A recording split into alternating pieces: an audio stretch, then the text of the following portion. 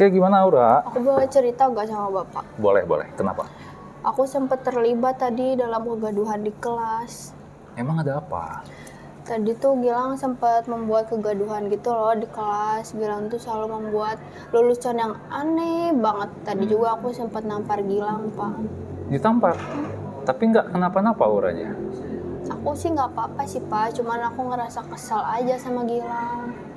Oke, itu pasti bukan hal yang mudah ya buat Aura sampai harus menampar Gilang. Tapi coba kita lihat dari sudut pandang yang lainnya Tapi dulu. Pak, Gilang tuh selalu tidak menghargai nilai-nilai Pancasila dan nilai keyakinan kelas kita. Tapi untuk sampai menampar itu emang perasaan Aura gimana? Apakah memang merasa terancam dengan Gilang? Iya, Pak.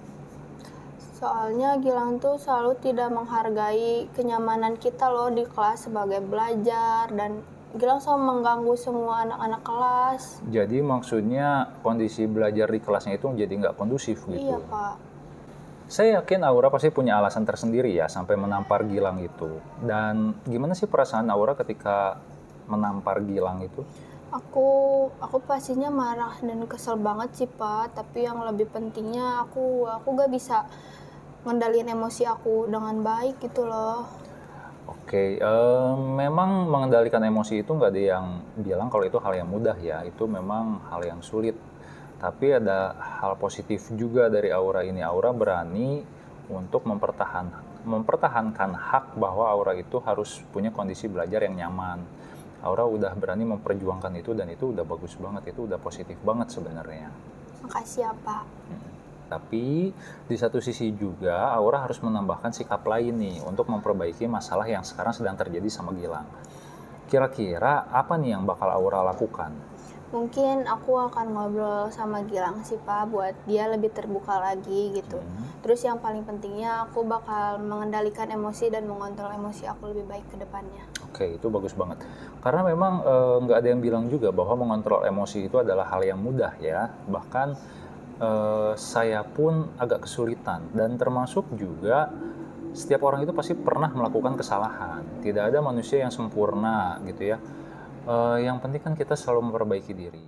Pertemuan kita sekarang sebenarnya Bapak juga nggak nyari siapa yang salah, tapi kita akan mencoba mencari solusi biar masalah antara Aura dan Gilang ini bisa selesai. Oke, tadi kan kita ngebahas ya, biar kelas kita itu belajarnya lebih nyaman. Nah, menurut Aura nih, sebenarnya kelas yang ideal untuk belajar yang nyaman, yang kondusif itu seperti apa sih? Kelas ideal aku sih yang bisa menghargai dan menghormati satu sama lain sih, Pak. Kalau misalkan kayak gitu sih, kelas menjadi lebih aman, tentram, dan lebih produktif tentunya. Oke, itu kelas ya. Nah, sekarang kalau Aura sendiri, Aura ingin jadi pribadi yang seperti apa? Aku lebih pengen menjadi orang yang lebih bertanggung jawab dan bisa mengontrol emosi aku sih, Pak, ke depannya. Oke, itu sebenarnya udah luar biasa banget Aura ya. Setiap orang itu berhak untuk menjadi versi terbaik dari diri mereka sendiri. Dan ini tuh langkah awal yang baik banget buat Aura. Dari mulai menyadari kesalahannya dan mau memperbaiki untuk jadi orang yang lebih baik itu udah bagus banget. Gitu. Makasih ya, Pak. Ya, sama-sama. Dan Aura harus tahu juga bahwa saya dan teman-teman di kelas itu sangat mendukung Aura gitu. Jadi kita ingin kelas ini tuh jadi tempat di mana kalian sebagai anak SMA itu tumbuh bersama, tumbuh bareng, jadi pribadi yang lebih baik. Jadi jangan patah semangat, harus semangat terus untuk menyelesaikan masalah ini ya. Saya akan mencoba lebih baik lagi ya, Pak, ke depannya. Oke.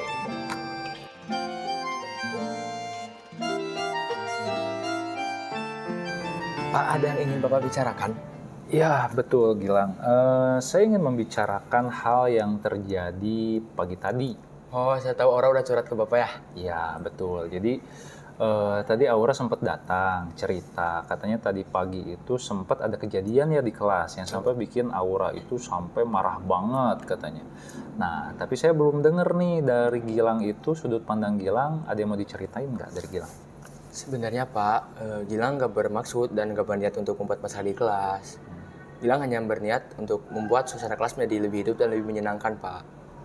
Oke, saya paham Gilang. Jadi tujuan Gilang itu baik banget untuk membuat suasana kelas menjadi lebih hidup. Nah, tapi saya ingin tahu juga nih, apa sih harapan dari perasaan yang ingin Gilang dapat membuat kelas lebih hidup itu apa sih perasaannya? Terkadang Pak, suasana di kelas itu terlalu tegang. Makanya Gilang ingin selalu membuat teman-teman tertawa. Bahkan sampai menertawakan lelucon Gilang gitu.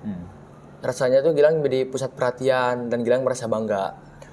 Oke, nah itu juga sebenarnya bagus ya. Jadi membantu biar suasana belajarnya lebih nyaman, nggak tegang, nggak terlalu serius. Itu bagus, itu mencairkan suasana. Tapi di satu sisi juga mungkin ada beberapa teman Gilang nih yang terganggu juga gitu dengan aktivitas atau lelucon Gilang di kelas gitu. Jadi tidak semuanya mungkin bisa menerima. Nah, kira-kira kita bisa nggak ya mencari aktivitas atau kegiatan yang bisa membuat suasana kelas lebih hidup, tapi tanpa mengganggu orang lain?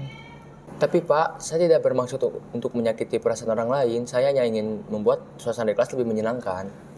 Saya tahu kalau niat Gilang itu sebenarnya pasti baik ya, nggak mungkin niatnya jelek. Tapi mungkin kita bisa cari tadi ya, cara yang lebih ramah biar nggak ada orang yang ngerasa terganggu gitu.